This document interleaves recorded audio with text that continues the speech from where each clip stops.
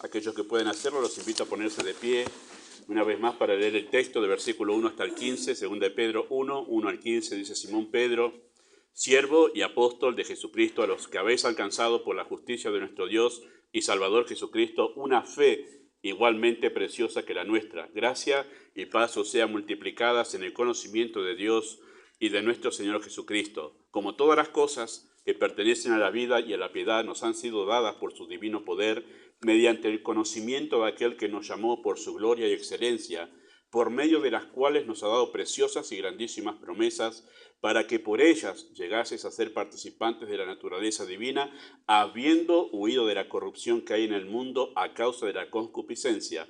Vosotros también, poniendo toda diligencia por esto mismo, añadid a vuestra fe virtud, a la virtud conocimiento, al conocimiento dominio propio, al dominio propio paciencia, a la paciencia piedad, a la piedad afecto fraternal y al afecto fraternal amor.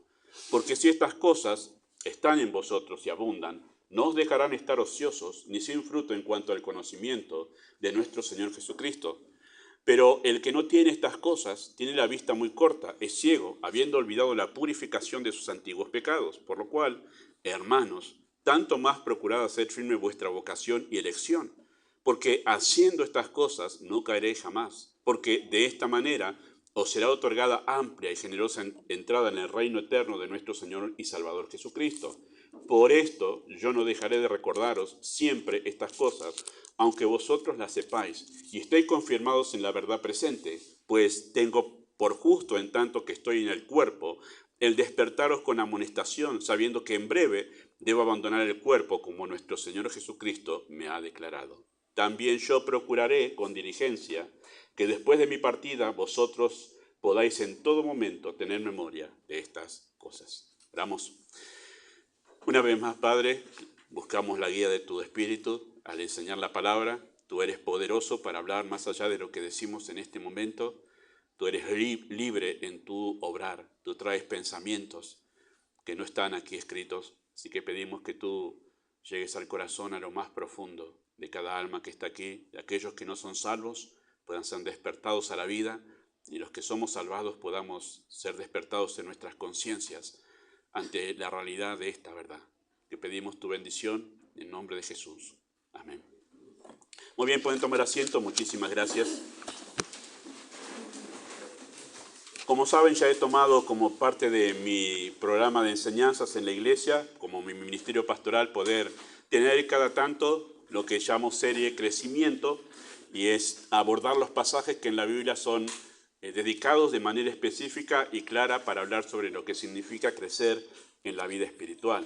Y hemos hablado allá por junio y julio, ¿sí? Sobre mayo, junio y julio, si no me equivoco, sobre Filipenses 2, 13 y 14, 12 y 13, perdón, Filipenses 2, 12 y 13, un texto conocido si los hay, ¿sí? Acerca de la enseñanza que Pablo da a los filipenses, de que Dios produce en vosotros el querer como el hacer. Ocupaos en vuestra salvación porque Dios produce en vosotros el querer como el hacer.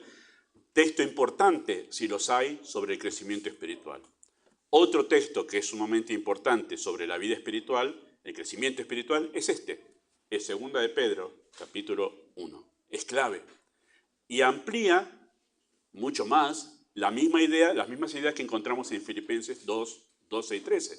O sea, Pablo en Filipenses 2 y Pedro en su segunda carta, este capítulo 1, dicen lo mismo, solo que con palabras diferentes. Lo vamos a ir notando a medida que avanza el estudio, pero es exactamente las mismas ideas, solo dicho por Pedro con palabras diferentes y un poco más ampliado el concepto, pero es lo mismo. Y cuando veamos otro de los pasajes, en próximos estudios, la próxima vez que abordemos esta serie, vamos a ver que otros pasajes que abordan el tema de serie y crecimiento, del crecimiento espiritual, también es una repetición de ideas y de conceptos, pero con palabras diferentes, para poder mostrarnos una verdad desde diferentes ángulos. ¿Para qué es eso? Bueno, para que nosotros podamos tener una idea completa de lo que significa crecer y madurar en la fe. Bueno, ya les he dicho que este es mi caballo de batalla en mi ministerio pastoral en esta iglesia, ¿sí? Mi caballo de batalla es crecimiento, crecimiento. ¿Sí? Si una iglesia crece, tenemos buenas expectativas a futuro. Si la iglesia no crece, el pastor o morirá y el Señor lo llevará, y esto va a empezar otra vez de nuevo. O sea, la iglesia va a tener que empezar a recomenzar. Pero una iglesia que crece no tiene que recomenzar, tiene que avanzar y seguir. Y eso es el propósito justamente mío como pastor. No que yo por alguna razón deje de estar en esta iglesia, por cualquier razón que el Señor diga, y no que ahora otra vez tengan que empezar de cero. No. El propósito es que tengamos una iglesia que haya crecido tal que pueda continuar desde el punto donde la iglesia quedó hasta donde estaba el pastor y siguen para adelante. Pero la mayoría de las iglesias que uno conoce se va el pastor y otra vez empezar de cero. ¿Por qué? Una de las razones es que los creyentes no crecen. Porque no hay creyentes a quienes el pastor les pueda dejar la posta. ¿Han visto las carreras de posta? Si el que está allá, que tiene que recibir la posta, no está listo, no hay nadie, no se la podemos dejar a nadie, se acabó la carrera. Y a veces en las iglesias sucede eso. Y por eso este es mi caballo de batalla, sabiendo que no soy un pastor joven tampoco, ¿sí? Entonces es mi caballo de batalla porque quiero dejar una iglesia madura, crecida. De tal manera que si una vez más el Señor me lleva a su presencia, entonces hay quienes pueden seguir desde el punto donde nos quedamos y no retroceder, ¿sí? Así que ese es el propósito de estos estudios. ¿Qué es ser cristiano? Llega y le pregunta, ¿qué es ser cristiano? Bueno, no hay una única respuesta, porque el concepto cristiano abarca no uno, sino una variedad de aspectos de la vida de fe, ¿sí? Por eso, los escritores bíblicos, inspirados por el Espíritu de Dios, han descrito la vida cristiana con diversas expresiones y metáforas que nos ayudan a comprender su riqueza y profundidad. Por ejemplo, sencillamente algunos ejemplos, Pablo veía la vida espiritual como una vida crucificada, ¿sí? Gálatas 2:20 dice, con Cristo estoy juntamente crucificado y ya no vivo yo, mas vive Cristo en mí. Él ve la vida cristiana en virtud de la cruz. Si usted lee las cartas de Pablo, abunda la cruz, como en ninguna otras cartas. Es más, Pedro muy poco habla sobre la cruz en sí mismo, pero en las cartas de Pablo está lleno de la cruz. ¿Por qué? Porque la perspectiva de Pablo de la vida cristiana es una vida crucificada, es una vida desde la cruz, ¿sí? Ser salvos es morir juntamente con Cristo y resucitar a una nueva vida para la gloria de Dios. Es cruz, es muerte y resurrección. Así ve Pablo la vida cristiana. Por ejemplo, el apóstol Juan, si usted lee sus escritos, tanto el Evangelio como sus cartas, usted va a ver que, por ejemplo, él dijo en 1 de Juan 1, 5 al 7, Dios es luz, no hay tinieblas en él. Si decimos que tenemos comunión con él, si decimos que somos salvos y andamos en tinieblas, mentimos, ¿verdad? Y no practicamos la verdad. Pero si andamos en luz, como Él está en luz, tenemos comunión los unos con los otros y la sangre de Jesucristo su Hijo nos limpia de todo pecado. ¿Qué hace Juan? ¿Cómo ve la vida cristiana Juan? Bueno, Juan ve la vida cristiana en virtud de la luz y de la verdad y del amor, vamos a ver también eso. Así que ser salvos, desde la perspectiva de Juan, es salir de la oscuridad del pecado a la luz de la santa gloria de Dios. Pablo lo ve desde la cruz, Juan lo ve desde la luz, de Dios es luz, entonces ser salvo es estar en la luz. Esa es la perspectiva que tiene de la vida cristiana, ¿sí? Después no quiero abundar en eso, pero si usted lee la carta de Juan, va a ver que también ve la vida cristiana en virtud de la verdad, ¿sí? Somos libres del error gracias a haber conocido la verdad, y ser cristiano es andar en la verdad para Juan. Él ve la vida cristiana ya no como Pablo, andar en virtud de la cruz, sino en virtud de la verdad. Él escribe en la segunda carta, no tengo mayor gozo, sino que mis hijos anden en la verdad. Él ve así la vida cristiana, ¿sí? Y también vi la vida cristiana, Juan, en virtud del amor. Dios nos amó y en respuesta nosotros le amamos a Él. Él ve la vida cristiana de esa manera, ¿sí?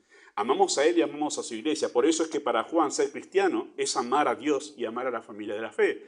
Y usted dice, pero ¿qué están? ¿Se están contradiciendo? No, están viendo distintos aspectos de una misma verdad, que es ser cristiano. Entonces, distintos aspectos de esa misma verdad. Cada expresión, queridos hermanos, nos permite a nosotros ir adquiriendo una idea más amplia y completa de lo que significa ser salvados y de lo que significa ser cristiano, ¿sí? Para muchas personas en el siglo pasado, ser cristiano era hacer una oración correcta, con las palabras correctas, recibir a Cristo en el corazón y ya era cristiano. Bueno, eso sabemos que no lo encontramos en la Biblia, que eso no tiene ningún asidero en la Escritura, pero cuando vamos a estos textos decimos, es mucho más amplio el concepto de lo que significa ser cristiano. En nuestra cultura latina, si usted va y le pregunta a cualquier persona fuera de este lugar, ¿usted es cristiano? Y dice, ¿cómo no? Por tradición, mi familia iba a la iglesia, todos somos cristianos, ¿sí? Es más, aquí si hacemos una encuesta, quizás más de uno que no es cristiano diría, sí, soy cristiano, pero ¿cuál es el problema? El concepto que tiene de lo que significa ser cristiano, ¿sí? Así que esto nos ayuda a adquirir una idea completa de lo que significa ser salvado y lo que significa ser cristiano. Y es muchísimo más que una mera confesión verbal. Algún día vamos a estudiar la primera carta de Juan, pero constantemente Juan está haciendo este juego de palabras. Si decimos tal cosa, pero hacemos otra, entonces tal otra cosa. Hay como una ecuación, ¿sí? Una regla de 3 simple que él utiliza ahí todo el tiempo, para hacerle notar a sus lectores que no basta con decir soy cristiano. Tiene que haber una ecuación que dé un resultado correcto.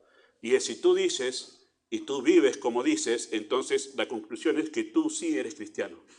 Pero si tú dices, lo que tú dices se contradice con lo que haces, el resultado es tú no eres cristiano. Esa es la ecuación que hace constantemente en su primera carta, ¿sí? Pero Pedro, que es lo que nos ocupa a nosotros aquí, ¿sí? Para no abundar en más ejemplos, Pedro ve la vida cristiana como una vida de fe. Así la ve Pedro, ¿sí? Una vida de fe. Somos salvos por la fe y andamos por la fe. Para Pedro es así la vida cristiana, ¿sí? No es que él está negando la cruz, no es que él está negando el amor o la verdad, no. Él ve la vida cristiana desde esta perspectiva, una vida de fe. Queridos hermanos, la fe es el poder que Dios otorga a los creyentes para que puedan hacer lo que humanamente es imposible. ¿Qué es humanamente imposible?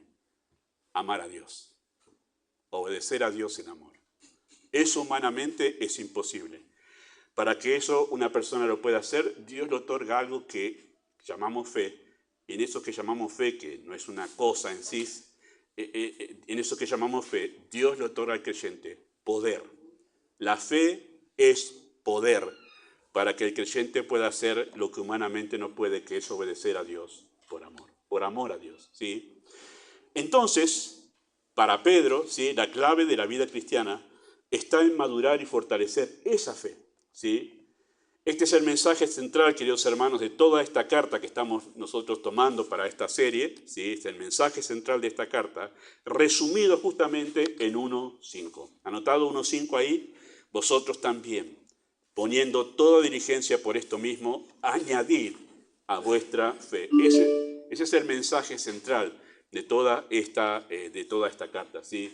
Gráficamente, permítame esta cuestión técnica nada más, gráficamente se ve así, ¿sí? El pensamiento central de toda la carta. Los 3 capítulos deben ser entendidos en torno a esta verdad. Añadid a vuestra fe. Todo lo que dice esta carta, capítulo 1, capítulo 2, capítulo 3, gráficamente traté de compartir eso, está centrado en una sola idea. Añadid a vuestra fe. Si uno dice, ¿cuál es el mensaje de esta carta que es tan cortita? Es esto, añadid a vuestra fe. Sean diligentes por añadir a vuestra fe.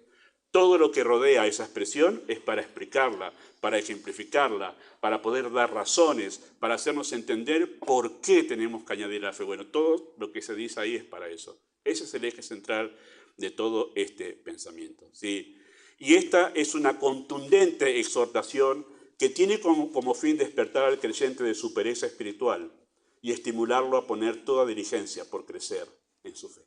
Ese es el propósito de Pedro. La exhortación es muy confrontativa, ¿verdad? Sé diligente, toda diligencia, dice, por crecer en la fe, ¿sí? Así que es una confrontación a despertar al creyente para que pueda ser diligente en eso, crecer en su vida espiritual. Y el mandato, añadir a vuestra fe, sean diligentes por añadir ese mandato, tiene una fuerza impresionante. Yo sé que esto es del creyente nada más, ¿sí? O sea, esto es del pastor que lo estudia, toda esta cuestión técnica de la gramática. Me encantan a mí las letras. Cuando uno lee cómo Juan escribió este capítulo, uno dice, wow, qué fuerza que le puso a ese mandato crecer en la vida espiritual, ¿sí? Tiene una fuerza impresionante. Es evidente esa fuerza especialmente en el estilo del escritor. Es un estilo retórico, ¿sí? Pedro estructura la enseñanza usando un quiasmo. Creo que lo tienen ahí. Ahí está el quiasmo, muy bien. Eso se llama esa forma retórica de poder compartir una enseñanza. ¿Sí? Hay diferentes formas retóricas de la retórica. Esta es un quiasmo. Y la palabra quiasmo, una cuestión técnica nada más. El quiasmo viene de la letra griega chi, ¿sí? Que es una X, ¿sí? Y ahí viene quiasmo quedó. ¿Y por qué? Bueno, porque es una X, porque todo lo que se dice confluye siempre en el centro, en el medio. Lo que se dice antes, lo que se dice después, el punto está acá en el medio. Y de ahí viene la forma retórica de poder compartir una enseñanza, de hacer que todo lo que el que está escuchando, siempre su pensamiento sea llevado al centro de ese mensaje. Siempre acá, mantiene al auditorio pensando en eso.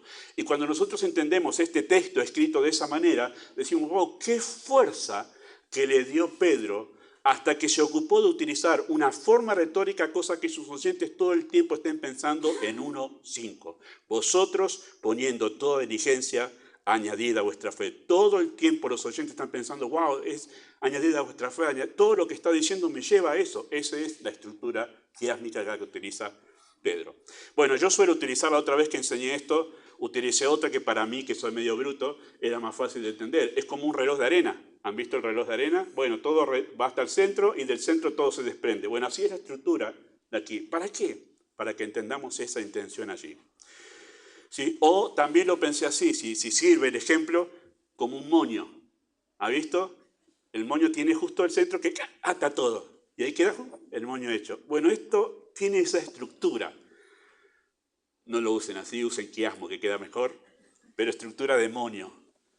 1:5 ata todos los pensamientos aquí. Y eso le da fuerza. Bueno, usted dirá, pero pastor, está muy bien, todo lindo el dato técnico. Pero ¿por qué es importante este dato técnico? ¿Sí? Bueno, porque nos permite entender la intención. Esto es lo que hacemos en estudio, cuando hacemos el estudio para predicar.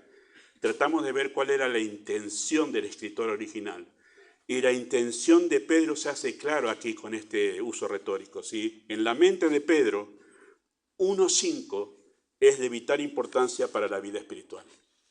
Esa es la importancia de ese dato técnico, que sabemos cuál era la intención de Pedro al escribir. Cuando él estaba escribiendo, y sí, él hizo los saludos normales y acostumbrados a ese tiempo. Simón Pedro, siervo y apóstol de Jesucristo, acostumbraban a eso. Si yo enseño segunda de Pedro, como dice la otra vez, y dedico 5 mensajes a Simón Pedro, siervo y apóstol de Jesucristo, Pedro me dice, pará, no escribí esto para que hables de Pedro, siervo de Jesucristo. Tengo otro mensaje acá. Está diciendo, te olvidaste de mi intención.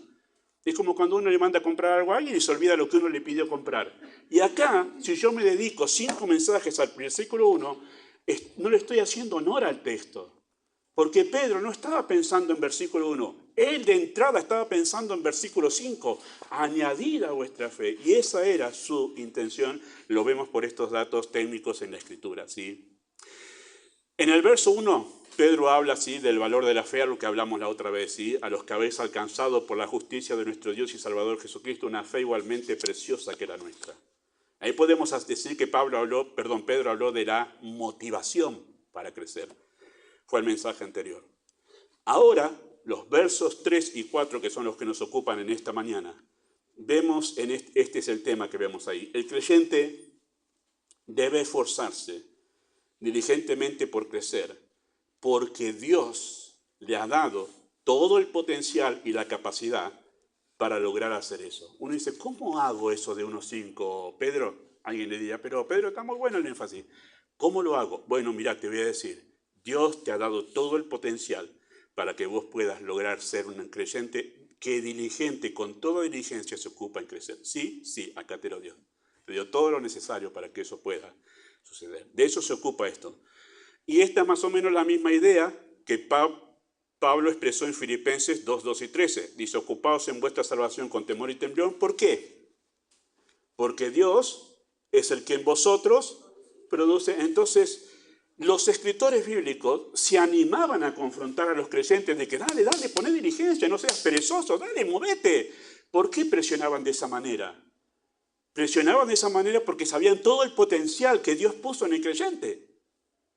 Es como que otra vez la figura del coche, ¿no? ¿Hasta dónde vas a apretar el pedal? Y si este coche da hasta 250 kilómetros, le puedo apretar el pedal hasta el fondo porque es capaz de poder hacerlo.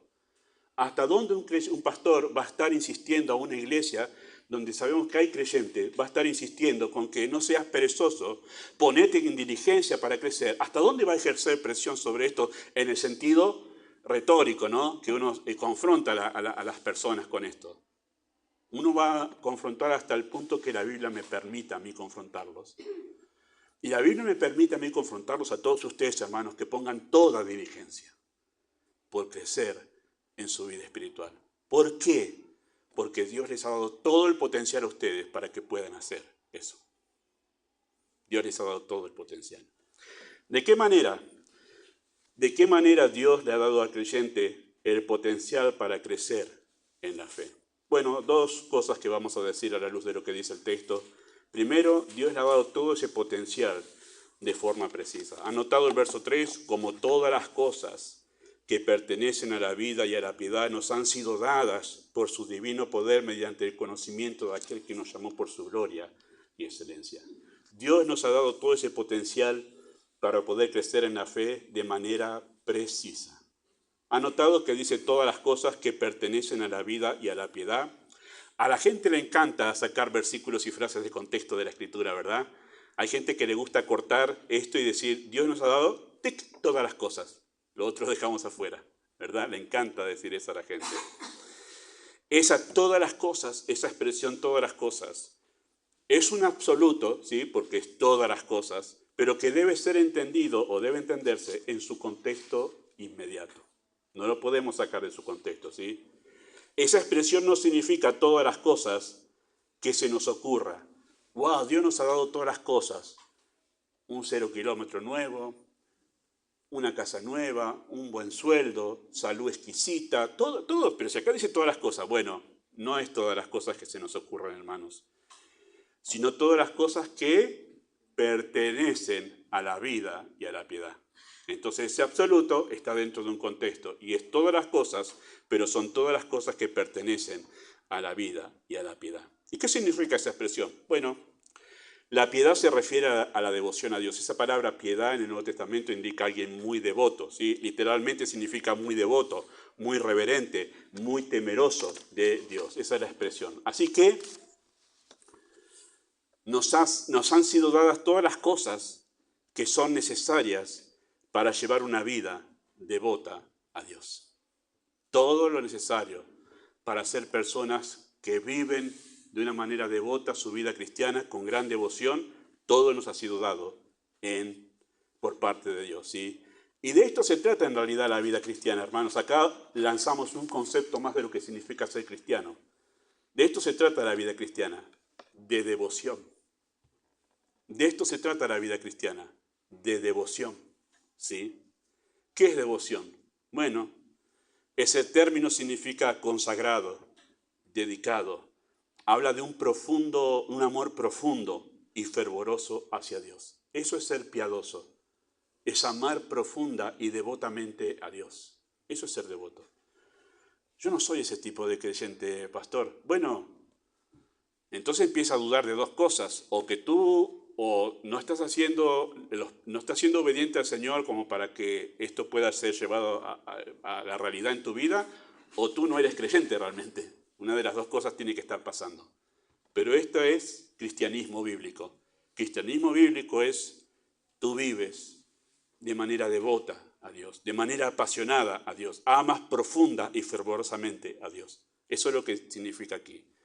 Comúnmente, ¿sí? Comúnmente, devoción, consagración y dedicación son términos que asociamos con pastores, con misioneros. Ellos sí, ellos por el lugar que tienen deberían ser. Y yo hago un paréntesis, tiene razón. Deberíamos esperar de un pastor y de un misionero que sean devotos de Dios, si no, no deberían estar ahí. Esa es la realidad, eso es cierto.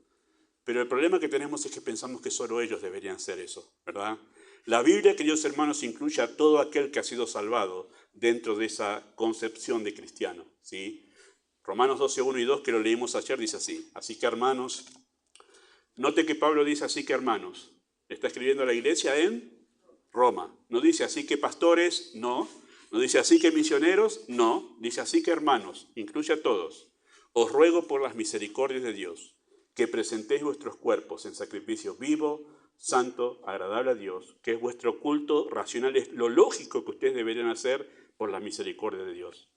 No os conforméis, el versículo 12 es la explicación de lo anterior. ¿Cómo se ve eso en la realidad? Bueno, no os conforméis a este siglo, sino transformados por medio de la renovación de vuestro entendimiento, para que comprobéis cuál sea la buena voluntad de Dios, agradable y perfecta. Ayer decíamos que lo que el texto dice es que una vez que vos sos renovado, lo que sucede es que ahora lo que te inclina tu corazón es hacer todas aquellas cosas que le agradan a Dios.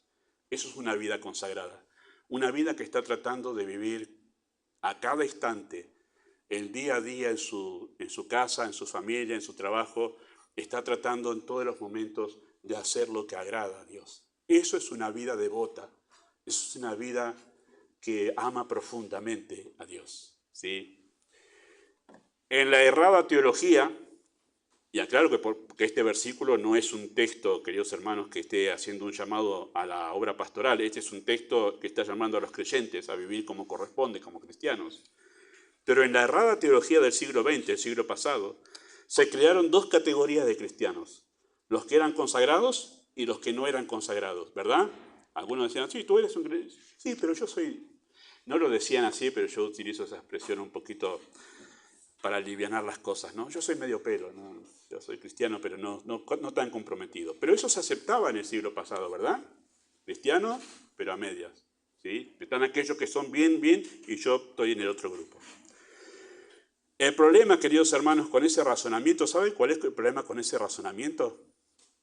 Porque se solía decir, está medio comprometido porque todavía es nuevo. Eso que les solía decir, dale tiempo a que crees que vas a ver. ¿Sabe cuál es el problema de ese razonamiento? Es que no concuerda con lo que la Biblia enseña, pero tampoco concuerda con el análisis empírico, ¿sí?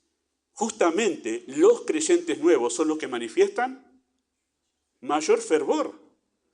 Entonces cuando alguien me dice, no, pero no está comprometido porque es nuevo, no concuerda con la teología bíblica. Justamente cuando uno nace en la fe, tiene como el fervor allá, pero que lo sobrepasa a uno, que está dispuesto a hacer. Si el Señor me dice que dé vuelta a camino, lo doy porque estoy tan fervoroso, porque le amo tanto. Así que eso que me dice no está comprometido porque es nuevo. No es creyente. Si fuese creyente y estuviese recién nacido, estaría hasta llorando por escuchar la verdad de Dios, porque como un recién nacido está ansiando la leche espiritual no adulterada. Estaría fervoroso si realmente fuese salvo. Y si no tiene ese fervor, alguien que dice ser creyente, no lo es. No lo es. Los creyentes nuevos son los que manifiestan mayor fervor, dedicación, debido a la imperiosa necesidad que se genera dentro de sus almas. Imagínese usted que murió. Pasaron 4 meses y a usted lo resucitan. ¿Qué es lo primero que haría después que sale del cementerio y llega a su casa? ¿Que está ansioso de qué? Usted sale del cementerio y dice, un gatito más, usted sale corriendo a su casa, abre la heladera y dice, dame algo para comer, algo para tomar, quiero ver a todos, quiero ver a mi familia. Y ahí se entiende por qué alguien que nace de nuevo, está sediento por la palabra de Dios y además quiere ver a la familia. ¿A cuál familia? A la familia de la fe. Ama eso. Eso es cristianismo bíblico, hermanos, que no le inventen otra cosa, que no le vendan en el colectivo otra cosa. Este es cristianismo bíblico, hermanos. No se confunda con ese falso cristianismo que le vendieron en el siglo pasado. Cuando Pedro dice que nos fueron dadas todas las cosas que pertenecen a la vida piadosa, no solo se limita la provisión de gracia en un aspecto específico, sino también está declarando el apóstol Pedro, que ese es el único estilo de vida que es concebible desde el cielo. Si hubiese otro tipo de cristianismo, hermano, aparte de este que habla de una vida devota, ¿acaso no pensamos que Dios lo hubiese contemplado? ¿Que Pedro no lo hubiese contemplado aquí? ¿No sería algo lógico que lo contemple aquí? Bueno, esto es para los creyentes comprometidos, pero tengo otro capítulo acá para los que no son tan comprometidos. Para ellos también hay alguna provisión. No. Contempló a todos los creyentes dentro de una sola esfera. Y no solo eso, sino que es el único tipo de vida que hay para el creyente es este. No hay otro tipo de vida.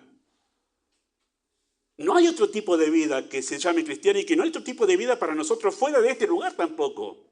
Es devoción a Dios aquí, es devoción a Dios en casa, es devoción a Dios en el trabajo, es devoción a Dios en mi familia, es devoción a Dios mientras estoy solo. Es el único tipo de vida que existe en el concepto cristiano, es la vida de devoción a Dios.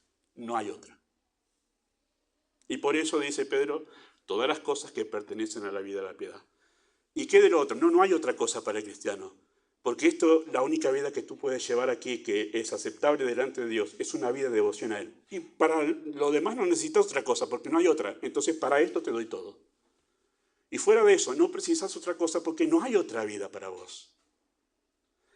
Claro, los creyentes del siglo pasado, sin Biblia y sin teología sana, han separado la vida de iglesia, devotos a Dios. La vida afuera es otra. Puedo tener ciertas libertades. Bueno, esa vida no existe en la Biblia, ¿sí? Ese tipo de cristianismo. Para el cristiano, queridos hermanos, no hay otro estilo de vida que el de devoción a Dios. A menos que eso, algo menos que eso, no puede llamarse cristianismo. Y ustedes dirán, qué duro, pastor, pero mire, menos que eso de devoción a Dios no puede llamarse cristianismo. ¿Por qué? Porque la misma palabra, cristianismo, conlleva la idea de devoción. ¿De dónde viene la palabra cristianismo? De Cristo. Y en realidad se usó la palabra cristiano por primera vez como una burla para los creyentes. Se los llamaba discípulos antes. ¿Y por qué le decían cristianos? Porque eran pequeños Cristos. Y si hubo alguien que vivió de manera devota a Dios, ¿quién fue? Cristo. Hasta la última gota de sangre por la voluntad de su Padre. Eso es devoción. Así que el mismo nombre cristiano conlleva la idea de devoción en sí. Algo menos que eso no se puede llamar cristiano. Llámelo otra cosa, pero no cristiano, porque no hace honor a la persona de Cristo. No hace honor a la persona de Cristo. Y no deberíamos llevar ese nombre si es menos que la devoción que Cristo tenía hacia su Padre Celestial. La vida de fe, queridos hermanos, entonces, en el concepto de Pedro, la vida de fe es una vida de devoción. Y el tamaño de tu fe es del tamaño de tu devoción a Dios. En el concepto de Pedro, el tamaño de tu fe es del tamaño de tu devoción a Dios. Cuando tú añades a tu fe, acrecientas tu devoción a Dios. ¿Cómo puedes medir si tu fe creció? Hay un medidómetro, ¿no?, de la fe. Bueno, tú lo puedes medir claramente por tu devoción a Dios. ¿Cuán devoto eres tú de Dios? ¿Cuánto amas profundamente a Dios? Esa es la medida del nivel de tu fe. ¿Cuánto amas tú a Dios? Porque fe es igual a devoción. En el concepto que Pedro nos presenta aquí de cristianismo, ¿sí? ¿De qué manera le ha dado al creyente Dios todo el potencial para crecer en la fe? ¿De qué manera? En segundo lugar, se lo ha dado de forma poderosa. ¿Ha notado eso, verso 3? Como todas las cosas que pertenecen a la vida de la piedad nos han sido dadas por su divino poder, mediante el conocimiento de aquel que nos llamó por su gloria y excelencia. Nos ha dado esa capacidad, pero de manera poderosa, ¿sí? La palabra poder que se utiliza aquí, como en otros textos, tiene que ver con eficacia, ¿sí?, para que nosotros podamos cumplir eficazmente eso que la Biblia enseña, ¿sí? Queridos hermanos, la vida devota es imposible, humanamente hablando, ¿sí? Esto no lo podemos pedir de nadie que no tenga a Cristo, ¿sí? Una persona que no tiene a Cristo no puede hacer esto, no puede vivir devotamente. Entonces no tenemos que presionar a los incrédulos para vivir, no lo pueden hacer. Esto es imposible humanamente, ¿sí? Y es imposible debido a la debilidad de nuestra naturaleza pecaminosa. Nuestra naturaleza pecaminosa nos inclina siempre a tener devoción por nosotros. Entonces, como estamos tan ocupados nosotros, no nos interesa ocuparnos en Dios. Esa es nuestra naturaleza es así.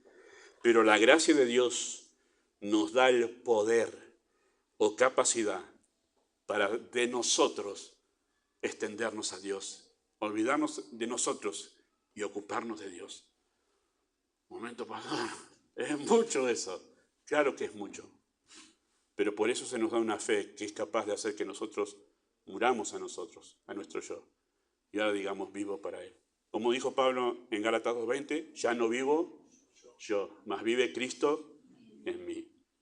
Y Cristo que vive en mí se ocupa de Dios. Si Cristo vive en ti, se va a hacer notorio porque tú ahora te ocupas de lo que Cristo se ocuparía estando en tu lugar, ¿De qué se ocuparía Cristo si está en tu lugar? De Dios. De Dios. Ha notado que las ecuaciones son simples en la teología bíblica, ¿no? Son muy simples las ecuaciones para saber qué es cristianismo, ¿sí? Así que no hay excusas, hermanos. El poder del Ser Supremo está a nuestro favor para que podamos cumplir 1:5, poniendo toda diligencia, añadir a vuestra fe. No hay excusa. El poder nos ha sido dado por el Señor. Por eso, hermanos, yo como pastor suelo tratar de... Primero soy muy enfático al predicar, ¿verdad? Porque yo tengo que serlo, porque el texto me obliga a ser enfático.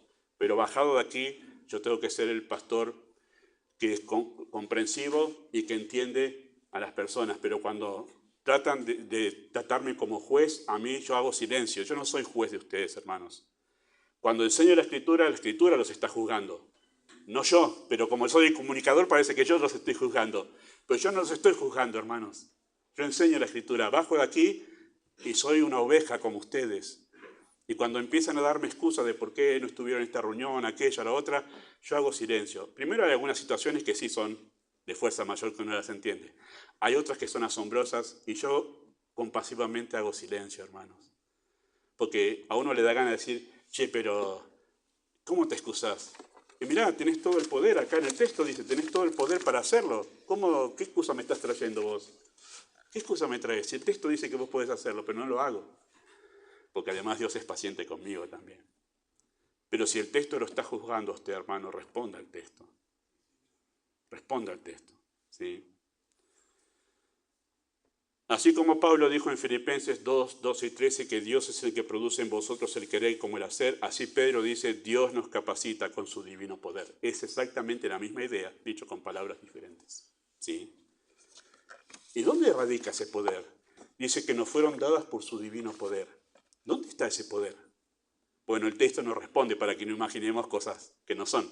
El texto nos dice mediante el conocimiento de aquel que nos llamó por su gloria y excelencia. ¿Quién es ese? Es Cristo, mediante el conocimiento de Cristo. La otra pregunta que nace acá es, ¿dónde está el conocimiento de Cristo entonces? ¿Dónde está el conocimiento? Y el conocimiento de Cristo está en las Escrituras. Las Escrituras. Por eso después va a entender por qué Pedro añada esto a lo que no va a entrar en nuestro estudio, pero que es parte de esto, es 16 al 21, donde Pedro habla sobre la autoridad de las Escrituras, donde habla de la suficiencia y autoridad de las Escrituras. ¿Sí? Así que el conocimiento de Cristo está en las Escrituras. Por eso afirma 16 a 21 la autoridad de las Escrituras, a la cual debemos estar atentos como una antorcha que alumbra en lugar oscuro. ¿Hasta cuándo? Hasta que el día esclarezca y el lucero de la mañana salga en vuestros corazones. Ese día será cuando Cristo vuelva. Hasta que el Señor vuelva. Si usted estuvo en la clase de pedagogía el sábado, sabrá que hice esto, también lo hago hoy aquí. Esta es nuestra única norma de fe y de práctica hasta que Cristo vuelva. Fuera de esto no hay revelación, no hay más revelación de parte de Dios. Y nosotros estamos atentos, Pedro lo dijo ahí, 16 al 21, no lo voy a enseñar hoy, ya lo enseñé un sábado, 16 al 21, Antiguo y Nuevo Testamento es la antorcha que alumbra en lugar oscuro, en este mundo de oscuridad, a la cual hacemos bien en estar atentos hasta que Cristo venga. No hay más revelación. Y si algún pseudo profeta por ahí dice, el Señor me reveló, no le reveló nada. Ya está todo revelado acá en las Escrituras. Y Pedro dice, hacéis bien en estar atentos como antorcha que alumbra en lugar oscuro. Ese es el conocimiento de Cristo. ¿Sí? Hermanos, solemos hablar de la palabra de Dios como poderosa para salvar. Un versículo que he citado muchas veces sobre esto dice, el Evangelio es poder de Dios para salvación. Romanos 1, muy bien. Y está bien, porque la palabra de Dios es poderosa para salvar. Pero ¿sabe qué otra cosa dice la Escritura? Que la palabra de Dios es poderosa para edificar. Y de eso no escucho tanto. Pero la palabra de Dios es poderosa para salvar, pero también para edificar. Hechos 20, 32 dice, y ahora, hermanos, os encomiendo a Dios y a la palabra de su gracia, que tiene poder para sobreedificaros y daros herencia con los santificados. La palabra de Dios es poderosa para edificar al creyente. Nunca había visto crecer en la fe como una cuestión donde se manifiesta el poder de Dios. Sí, así como se manifiesta el poder para salvar, el poder se manifiesta para edificar. Y cada vez que vemos creyentes crecer en nuestra iglesia, digo, ahí está el resultado de la poderosa palabra de Dios obrando en la voluntad de una persona y en la mente de una persona, llevando a ese creyente a hacer algo que humanamente le es imposible, empezar a obedecer a Dios consagrándose a Él. ¿Sí? Eso lo hace la palabra de Dios. El crecimiento espiritual se produce por el efecto de la enseñanza de la palabra de Dios, hermanos. Si el creyente entendiese y asimilase esta verdad, creyéndola con todo el corazón, ese creyente sería mucho más diligente en aprovechar las enseñanzas de la Escritura, privadas y públicas. Sería más diligente. Si el creyente quiere crecer en realidad, si quiere crecer, buscaría ese poder de Dios que nos ha sido dado a través de las Escrituras y que, usado por el Espíritu de Dios, produce crecimiento, algo que nosotros visualmente no lo podemos describir porque pasa en el interior, pero sí lo vemos por los frutos y por las manifestaciones. Ese creyente que ahora, mirá vos, tomó esa determinación de tal cosa. Bueno, me acuerdo de mi papá cuando se convirtió, que todos saben que tiene su panadería, y que lo que hizo fue cerrar el domingo. Muy a contracultura, ¿no? ¿Cómo va a cerrar el domingo, don Paz? Es el día que más factura vende. Y sí, es el día que más factura vende. Estuvo dispuesto a perder y ha perdido todos los domingos desde aquel año 80 y no me acuerdo cuánto. ¿Y qué hace que una persona tome esa determinación de estar dispuesta a perder dinero para poder estar en la iglesia honrando al Señor? La poderosa palabra de Dios cambiando el corazón. Eso es poder de Dios. Eso es poder de Dios llevando a una persona. Es lo mismo que hace esta palabra de Dios, le lleva a un joven a decir renuncio al placer de este mundo. Renuncio a mis deseos. Y puede llegar incluso virgen hasta los 25, 30, 40 años o incluso vivir su vida en soltería, no habiendo tenido relaciones sexuales porque dicen no quiero eso. ¿Qué hizo eso? ¿Que hay un poder superior de autocontrol? No, lo que hay, la poderosa palabra de Dios llevando a ese joven a decir quiero honrar a Dios. Eso lo hace la poderosa palabra de Dios, es poder que sobreedifica, ¿sí? Claro, visto desde afuera para el creyente fariseo, moralista y religioso, supuesto creyente, eso es fanatismo. No, esto es el resultado del poder de Dios a través de la Escritura. La palabra es poderosa, queridos hermanos, porque llega donde se puede producir un cambio real. Donde se puede producir un cambio real y no meramente externo, en lo profundo del corazón. Hebreos 4:12 es un texto que seguramente todos ustedes conocen muy bien. La palabra de Dios es viva y eficaz. La palabra eficaz es otra vez ahí poderosa y más cortante que espada de dos filos y penetra hasta partir el alma, el espíritu, las coyunturas y los tuétanos y discierne los pensamientos y las intenciones de él y ahí produce el cambio. ¿O no le ha pasado a usted que es creyente que está sentado y dice, el pastor se la agarró conmigo? Y yo capaz ni sé lo que le está pasando a usted. No tengo idea qué le pasó esta semana. Pero Dios sí, y está llegando donde nadie más puede llegar, que es al corazón, para confrontarlo a usted con esos pensamientos, esas ideas equivocadas y desafiarlo a decir, obedece, obedece, obedece. Bueno, nuestro hermano Marcelo lo compartía en este momento cuando abrió el texto, se sintió confrontado. Dios llegó donde nadie podía llegar, al corazón. Y produce crecimiento. Es poderosa la palabra de Dios para producir crecimiento. Escuche este otro texto donde Pablo habla también de esto. Colosenses 1, 28 y 29 dice a quien anunciamos. Ese a quien anunciamos habla de Cristo en el versículo anterior. A quien anunciamos, amonestando a todo hombre y enseñando a todo hombre en toda sabiduría, a fin de presentar perfecto o completo, maduro en Cristo Jesús a todo hombre. Y escuche esto, me gusta como Pablo le dice. Para lo cual, ¿para qué cosa? Para lo que acaba de decir recién, enseñar, aconsejar, llevar a la madurez a todo hombre para presentarlo maduro delante de Cristo. Dice, para eso trabajo, luchando según la potencia de Él. ¿Y a qué potencia se refiere Pablo cuando dice según la potencia de Él? Es como alguna sensación que Pablo tenía, y decía, estuve en oración, me sobrecargué del poder de Dios, estoy listo para... ¿Es esa potencia? No. La potencia que dice Pablo, dice, la cual actúa poderosamente en mí, es la palabra de Dios. Esa es la potencia de la que Pablo está hablando ahí, según la potencia de Dios que actúa poderosamente a través de mí o en mí. ¿Y dónde dice esto? No voy a ir al texto, se los voy a citar, usted lo puede buscar. Segunda de Corintios, capítulo 10, versículo 3 al 5, donde Pablo dice, las armas de nuestra milicia no son carnales, sino son poderosas en Dios, para la destrucción de fortalezas. ¿Cuáles son esas fortalezas? Derribando argumentos y toda altivez que se levanta contra el conocimiento de Dios.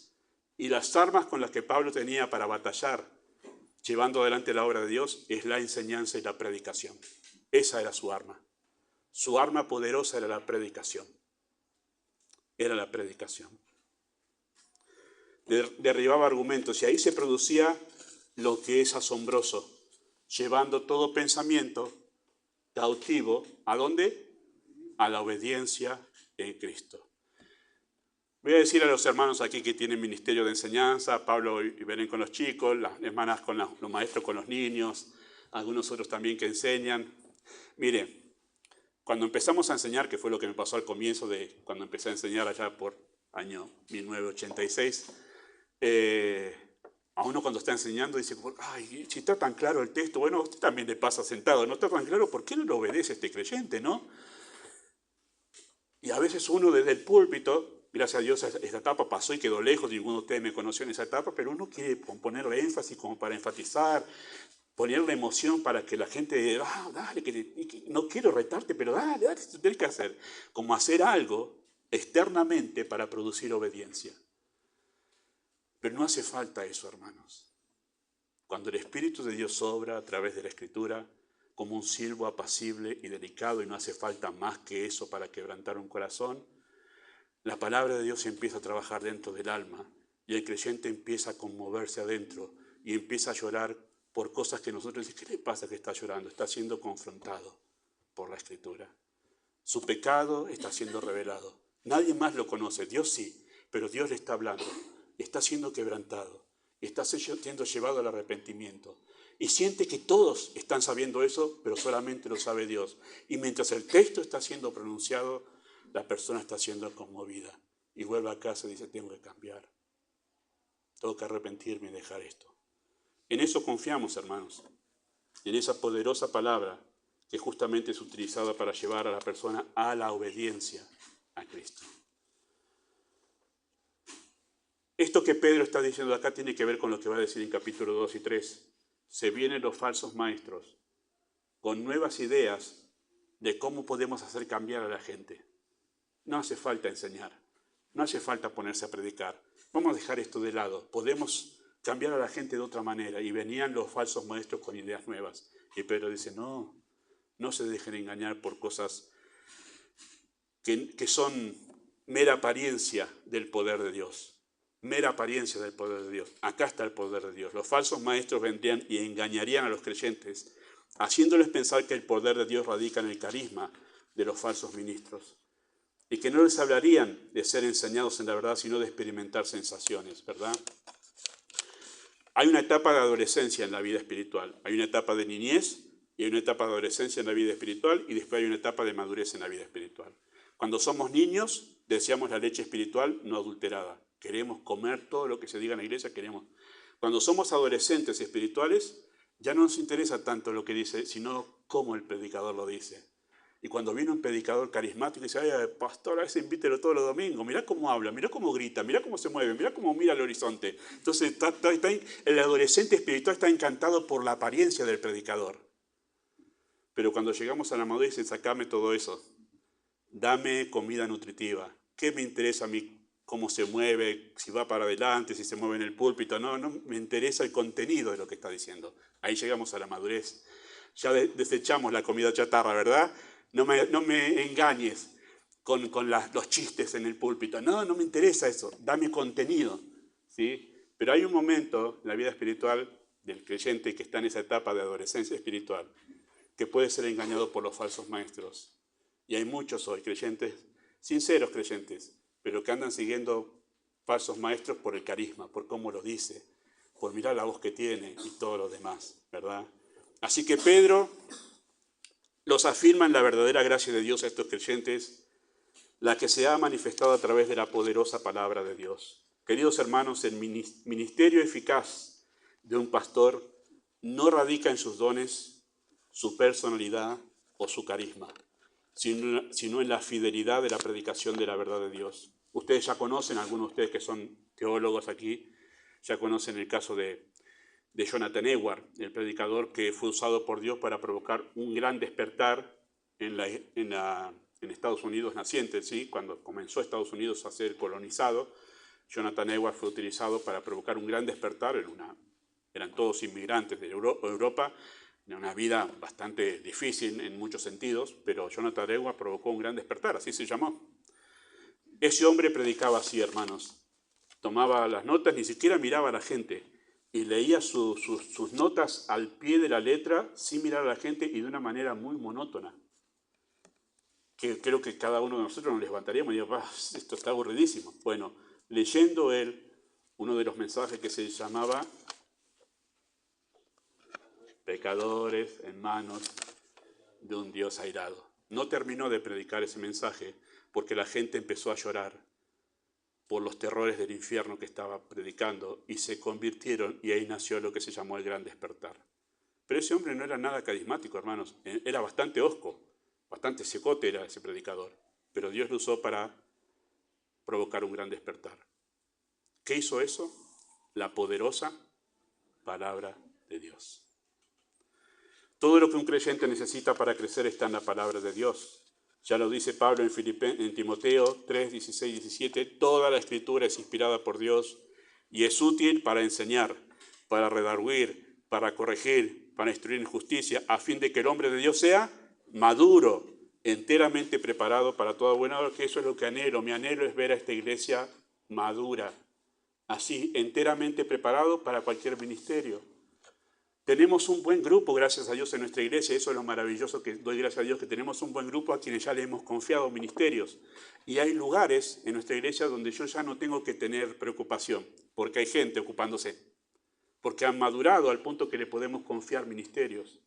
Pero hay otros ministerios que yo los sigo llevando adelante, y la razón no es porque yo quiero estar en todos lados, sino porque todavía no tenemos creyentes maduros a quienes otorgárselos, para poder ocuparme yo de mi ministerio en sí, que es la predicación. Pero cuanto más creyentes van madurando, más se puede ir desligando el pastor de otras cosas en las que no debería estar ocupado. Es más, podríamos tener otros ministerios más en nuestra iglesia, pero no los podremos tener en la medida que los creyentes no crezcan. Cuando los creyentes crecen, los ministerios en la iglesia se van diversificando y Dios va manifestando su gracia, ¿sí?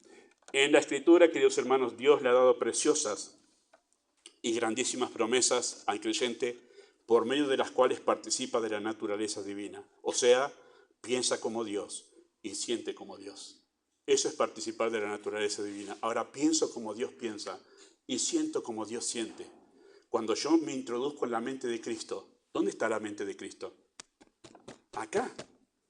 Esta es la mente de Cristo. Cuando yo me introduzco y esto se introduce en mí, empiezo a participar de la naturaleza divina. Pienso como Dios piensa y siento como Dios siente.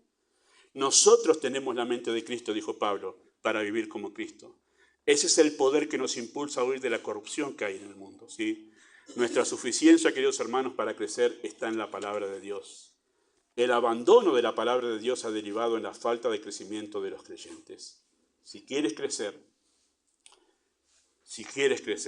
esa es la condición. Cambia tu mirada del ministerio de enseñanza de tu iglesia y vas a crecer. Y hermanos, como el crecimiento radica en la enseñanza, el crecimiento no es de hoy para mañana. Es a través de muchos años, estando expuesto una y otra vez a la enseñanza de la Escritura. Así funciona el poder de Dios mediante los ministerios de la iglesia. El Señor nos ayuda a asimilar esta verdad y a ser estimulados a crecer, hermanos, a crecer. Amado Dios, usa tu palabra en esta mañana de manera poderosa, como hemos dicho. Es algo más que sin duda tu Espíritu puede ir sembrando y afirmando en el corazón de aquellos que son salvos y aquellos que viven una vida cristiana que es falsa pero no lo saben. Ojalá este mensaje los lleve a darse cuenta que necesitan ser salvados, que lo que hasta ahora viven es solo una apariencia, que han sido engañados en sus corazones y no saben lo que significa realmente tener amor a Dios, tener devoción a Dios. Por eso pedimos que tú los llames a Cristo. Pedimos esto en el nombre de Jesús. Amén.